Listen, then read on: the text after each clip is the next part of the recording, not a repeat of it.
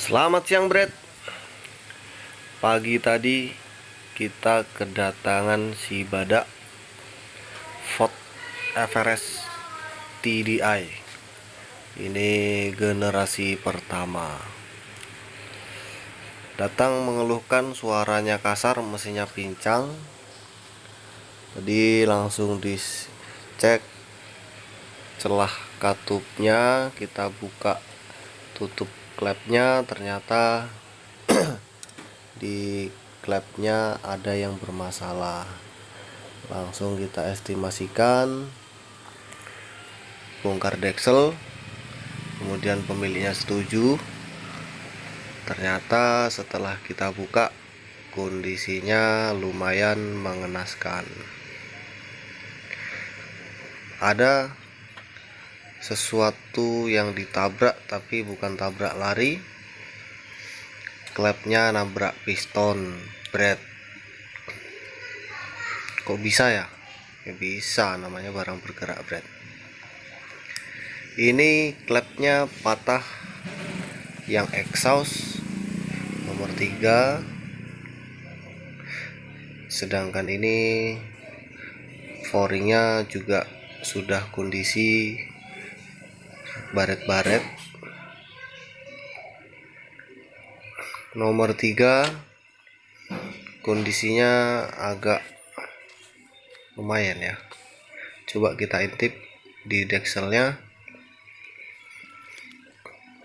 Ini klep yang exhaust nomor 3 nya ternyata posisinya sudah nggak berdiri lagi, Brad.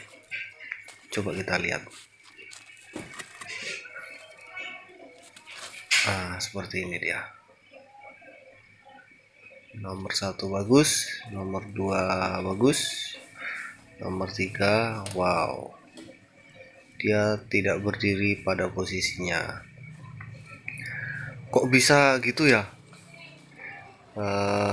Kami curiga bahwa sebelumnya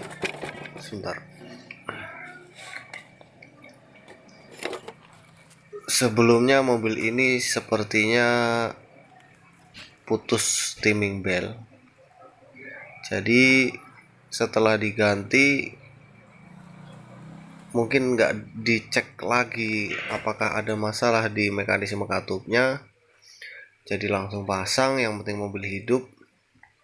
Ternyata pincang karena timing beltnya putus, otomatis mana yang bagian terlemah pasti akan mengalami kekalahan ya. Mana yang lemah pasti akan hancur. Di sini yang paling hancur yaitu di klep. Waduh, lengket nih. Biasanya kan rocker armnya atau ayam-ayamnya itu pianonya, tapi mungkin pianonya kuat, sedangkan klepnya lagi posisi buka, timing beltnya putus, ya pistonnya langsung nabrak deh. Nabrak langsung patah, jadinya seperti ini.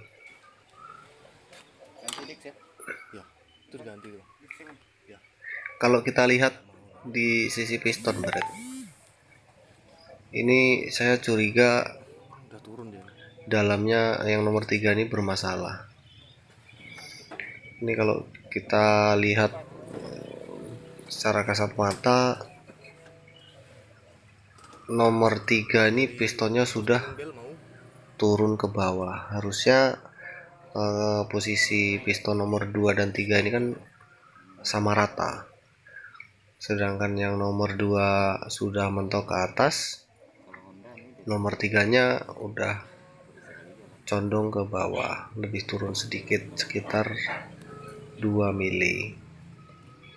Jadi apa sih efeknya kalau nggak kita perbaiki seperti ini? Efeknya nanti pembakaran kamu tidak sempurna, jadi idle mesinnya itu nggak seimbang, atau penyemprotan bahan bakar terlalu cepat atau terlalu lambat karena posisi kompresi pistonnya nggak sampai ke titik mati atas.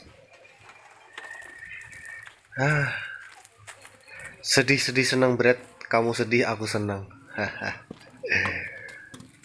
Ya seperti inilah.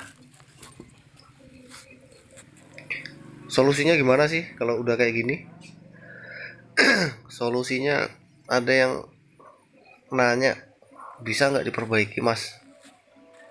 Kami terus terang nggak mau ambil risiko, langsung kami ajukan ganti silinder head atau ganti deksel. Karena apa?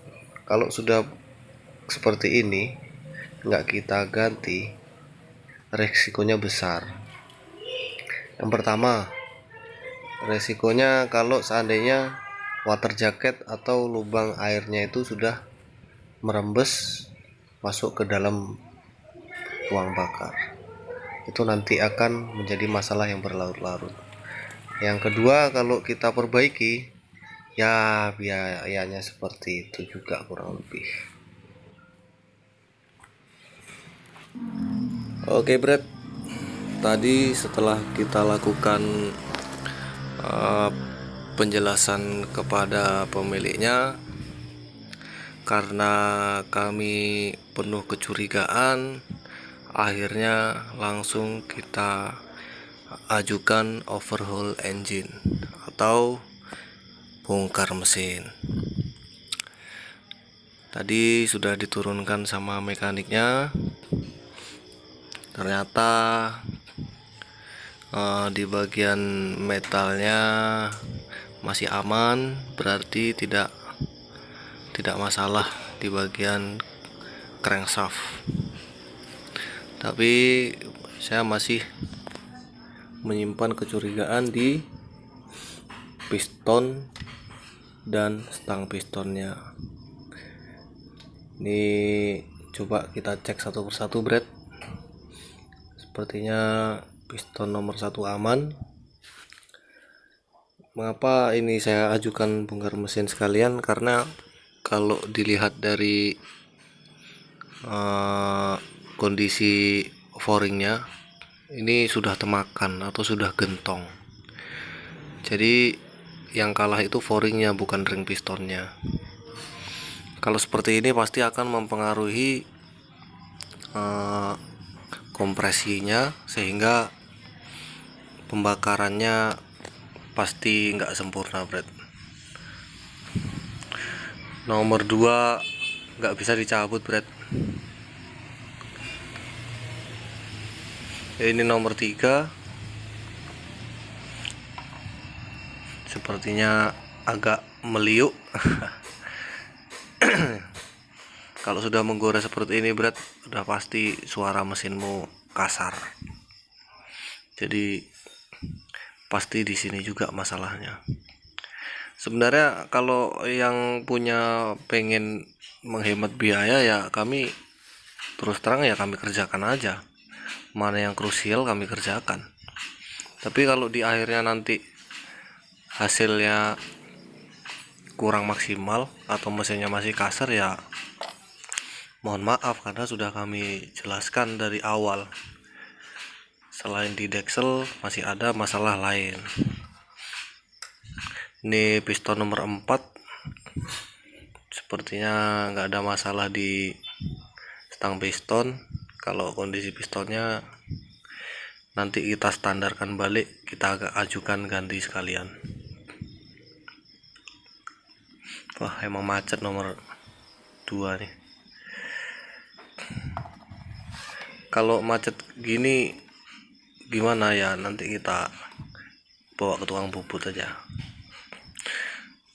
Ini Brad, coba kamu lihat masalahnya. Kalau kamu teliti pasti nampak ada yang bengkok.